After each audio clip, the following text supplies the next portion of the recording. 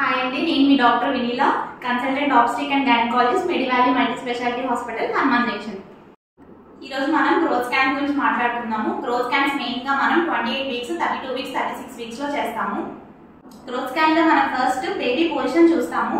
Breach ఉందా, cephalic ఉందా, అంటే కాలు కిందకు ఉన్నాయా, తల కిందకు ఉందా, లేకపోతే బేబీ అడ్డంగా ఉందా, దాన్ని ట్రాన్స్వర్స్ లై అంటాము. నెక్స్ట్ బేబీ పొజిషన్ అయిపోయాక హెడ్ సర్కంఫరెన్స్ చూస్తాము, తర్వాత బైపారల్ డయామీటర్ చూస్తాము, దాని తర్వాత అబ్డామినల్ సర్కంఫరెన్స్ మెజర్ చేస్తాము, దాని తర్వాత ఫీమర్ లెంత్ మెజర్ చేస్తాము. అన్ని మెజర్మెంట్స్ తో పాటు మనకి ఎస్టిమేటెడ్ ఫీటర్ వెయిట్, అంటే బేబీ బరువు ఎంత ఉందో అనేది మనకి తెలుస్తుంది. ఆ మెజర్మెంట్స్ తో పాటు మనం ఉమ్మనీరు ఎంత ఉంది అనేది చెక్ చేసుకుంటాము. తర్వాత మాయ పొజిషన్ ఎక్కడ ఉంది అనేది చెక్ చేసుకుంటాం. Placenta position, placenta maturity check చేసుకుంటాము. బ్లడ్ సప్లై మనం చెక్ చేసుకుంటాము. Middle cerebral artery, uterine artery, umbilical artery blood supply అనేది మనం ఎట్లుంది ఏంటి అనేది మనం చెక్ చేసుకుంటాము.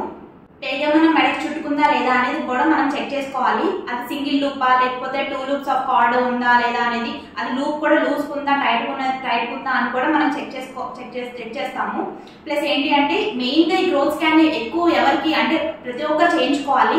మెయిన్ గా ఎవరెవరు చేయించుకోవాలి అంటే ఏమైనా ప్రెగ్నెన్సీ టైంలో బీపీ వచ్చినా, ప్రెగ్నెన్సీ టైంలో షుగర్ ఏమైనా వచ్చినా, ప్రీవియస్ బేబీ ఏమైనా గ్రోత్ రిస్ట్రిక్టెడ్ బేబీ అంటే బరువు తక్కువ బేబీ ఏమైనా పుట్టినా, తర్వాత ఇంకా ఏంటి అంటే ప్రెగ్నెన్సీ ముందు బీపీ షుగర్ ఉన్న వాళ్ళు కూడా మనం కంపల్సరీ చెక్ చేసుకోవాలి స్కాన్. ఈ గ్రోత్ స్కాన్ చేయించుకోవడం వల్ల మనకి ఈ ఫ్యూచర్ లో ఏం డిసైడ్ అవుతామంటే ఏ టైం కి డెలివరీ అయ్యే అవకాశం ఉంటుంది, ప్లస్ మోడ్ ఆఫ్ డెలివరీ అంటే నార్మల్ డెలివరీ అయ్యే అవకాశం ఉంటుందా, లేకపోతే సిజేరియన్ చేసే అవకాశం ఉంటుందా లేదా అనేది మనం చెక్ చేసుకుంటాము.